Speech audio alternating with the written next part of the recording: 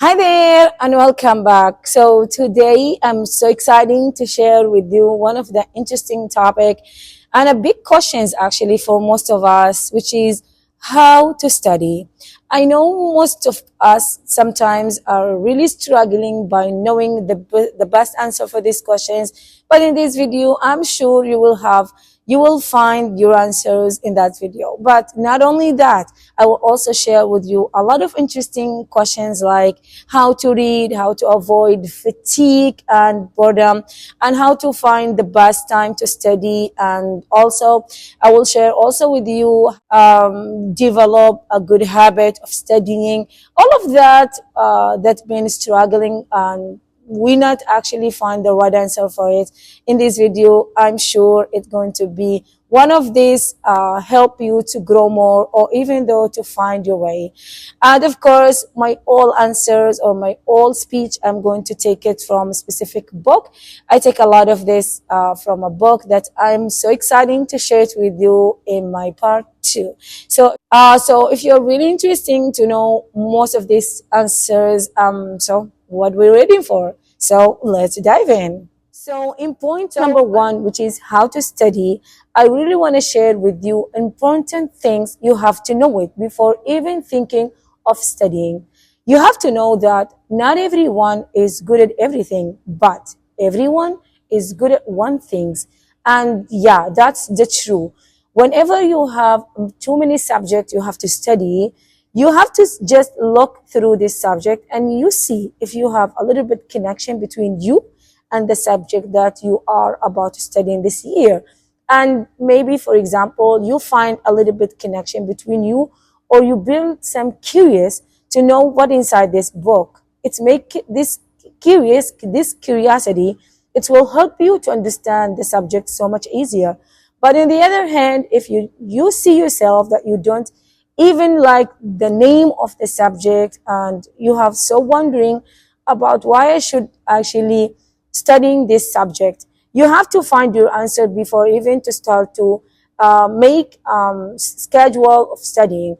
And I think here the point where actually studying coming from, because this actually subject, you don't have any connection between them, so you need to build it.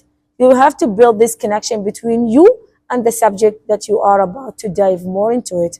And for that, you have to make a schedule for studying and to avoid this subject if you really want to avoid it. So for this point, I can also share and tell you that you need to use your two principle, which is reading and understanding. You have to use this both together in building the habit of connection between you and this actually subject that you are about to dive into. How to grow a good habit of studying.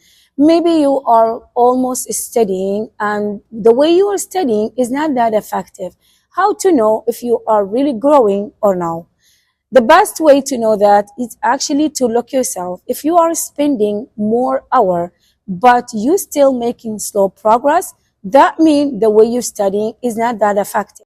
That's why you need to focus about the way your habit or the way you used to study your subject and be more sure that you have to study the things that you don't like in the time you are fully energy.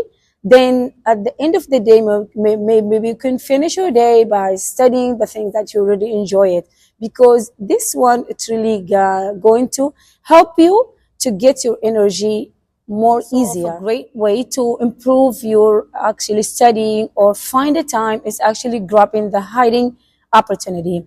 And actually, I use this a lot. Sometimes you have a time between going to school or even the waiting for the bus or for your car, whatever it is, use this moment, this specific moment. It's about 10 to 5 minutes. If you know how to use it wisely, I guarantee you, you will not feel so stressful when you are try to sit to study. And also, it's by the time it's built this habit, small habit, but it's really effective. I remember myself when I started to learning English, I used to use this hiding opportunity between my job and my responsibility and also my studying. I can also make a balance between all of this, but after I use this hiding opportunity. It's really helped me to grow. And sometimes you have to prepare for this little things that comes into your mind. Whether you are studying, you have to put some information in your mind. You have to practicing something. You have to just make a note for you. Whenever you go, you have to hold these notes. And whenever you have free time, during your work, during your waiting, or whatever it is, you have to just start to practicing. And I really find a useful way, and also it really affect me. And if you're like me, you have a lot of responsibility, you will find this time really useful for you in the future. So start to find it and start to use it. The best place and the perfect time to study, is there a different? Yes, of course there is. The place, it's all about starting by your chair, your clothes, and ending by the cozy place you are sitting around.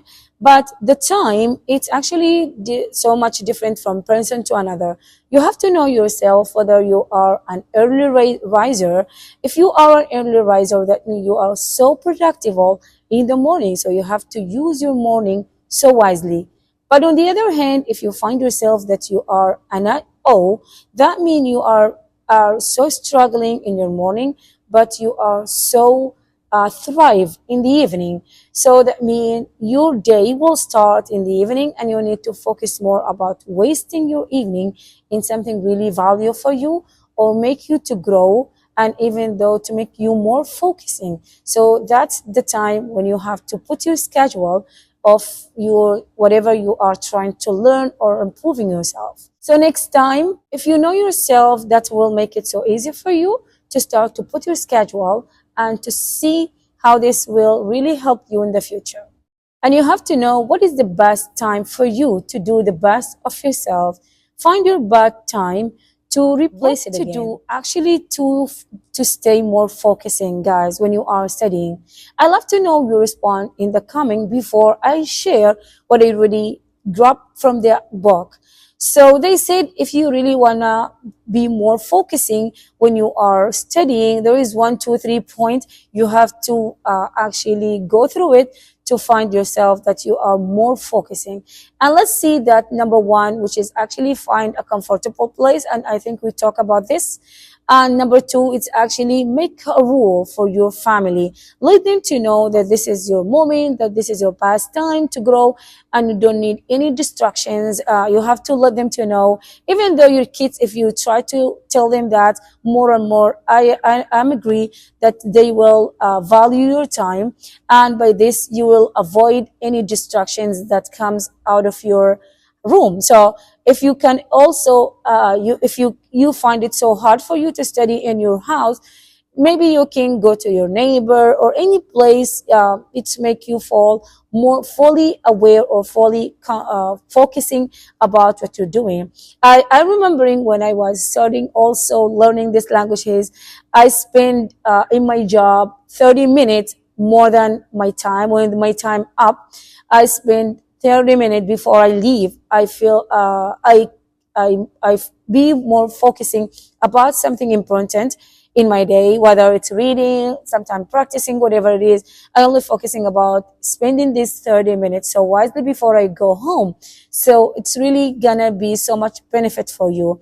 And another things you can also, of course, we also deal with this. You have to put your phone in the other room. That they say always, they say this, you only need your time, so you don't need to use your phone in this in specific moment.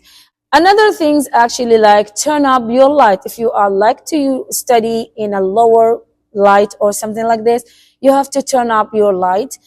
This is where actually avoid you if you are kind of person who feels sleepy or so tired. It's gonna help you to be more focusing to finish what you are started doing it. Another things also, take what you need before locking your door, whether your snacks, your stuff of studying, all of the things that you think you're gonna need it while you're studying, and then lock the door and you didn't come out until you finish your time up.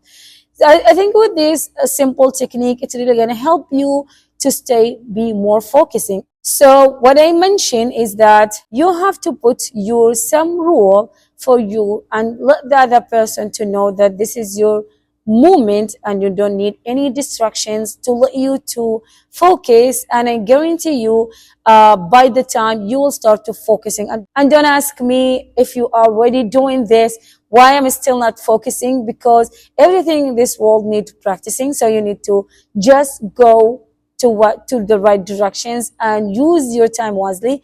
And I guarantee you, by the time you will find, you will be so much focusing, and also you're not even more explaining or actually complaining about you're not focusing at all. Number 6, which is actually overcome fatigue and boredom. If you are really struggling by balancing between your work, your study, and housework, all of that together, it's so hard for you to take enough sleep. So the best way to recharge yourself again during your day, it's actually by taking a nap. So for taking a nap, it's actually, if you take at least 30 seconds, it's going to be so amazing, because whenever you try to sleep for just 30 seconds, this nap, it's really going to help you to recharge yourself, to boost your energy again, and to help you to finishing your day. But if you take about 40 seconds, I think that's the maximum amount of taking a nap. But if you dive more into it, I think maybe an hour. I think here, when you wake up feeling more tired, unproductive, laziness, all of that negative feeling. So you have to make sure to not avoid 40 seconds if you really want to take a nap. And also there is some technique that you can use it to let you to stay focused and awake. Number 1, it's actually keep yourself from a room that with high temperature. If you are maybe in a place that's so cold for you, or even so warm or cozy for you, it's, I think, this feeling that make you feel so much sleepy. So avoid this room. Another point, another things, or another technique you can use it is actually by removing your feet while you're sitting. If you are sitting in a chair, try to remove your feet for about 5 minutes. It's really going to help you to recharge yourself again.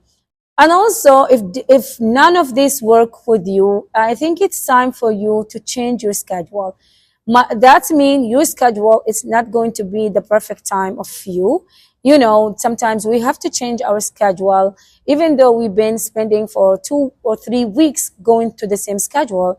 It's time for you to check your schedule again, and to find a new time for you to recharge it again, or rewriting your schedule again, to let you to be more focusing and grow yourself. Another thing that I take it through the book, and it's really interesting, it's actually recognizing your power. And why actually you have to know that? You have to know what kind of subject that your powering coming from, and to know that you see yourself, what's the subject that you spend least time with fully understanding. I think that's your power, and why you have to know that, it really help you to actually goes your day so smoothly, and also to not start with actually studying that subject, because you know that this subject, it's your power. So you don't need to spend more time of studying. You're only focusing about, as I mentioned before, the things that are really struggling you and may take most of your time, because you know that this is not something you need to work so much hard on it or put so much effort. You only focusing about the things that you are not actually have so connection with between you and the subject. That's why I told you from the beginning that studying not all about the things that I love it. It's all about starting by don't having that connection between you and the subject that you are about to learn. So we've been talking about a lot of things that goes through studying by perfect time, what's your perfect time, and actually how to study and how to make a good habit, how to overcome fatigue. All of that, it's all about the big moment, which is actually how to pass the exam. So in this part, I will share with you some technique that will help you. I take it also through the book, and it's really helped me, and I hope it's going to help one of you guys. How to pass actually your exam. The first things you have to know, it's actually you have to know about your teacher, whether he's kind of a person who wants you to give more detail. He wants you just to choose between what kind of he like to put his questions. You have to know this during your studying or during your actually learning in a 1 year. So you have to know all this information by doing of connecting with him. And also another technique, like also you have to know what questions that you have to start with and what questions that you can leave it when the time up.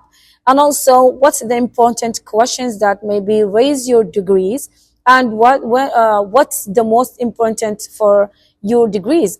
And you have to also know some technique about even the book, or you are actually going exam for a math. You have to also know about the number, how to calculate it so faster, and all of that. It's really going to help you to pass this exam so smoothly and also so easier and so calm. So next time, whenever you want to dive into the exam, you have to make sure you have at least this small information before you even get to this exam. And now, guys, I think we cover most of the interesting questions that we've been chatting together. And I hope one of them that give you the answer that you've been looking for. And I can't wait to see you in my next video. So my next video will be all about reading, how to read, you are a good reader, or how actually you know yourself if you are a good reader or no. Also, I will dive more about why we are actually forgetting things, and what to do if you forget things, and how to actually recharge the information in your brain. All of that, I will dive into it more in detail in the next video. So I can't wait to see you in my next video. So until I see you in my next video, I can say take care and goodbye.